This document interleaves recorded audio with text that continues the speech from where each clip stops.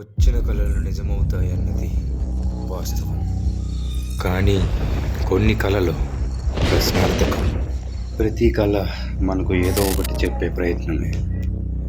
కళ మనల్ని వెతుక్కుంటూ రావాలి, కానీ మనం కళల్ని వెతుక్కుంటూ వెళ్ళకూడదు. ఒకవేళ వెళితే ప్రమాదాన్ని కొని తెచ్చుకున్నట్టే.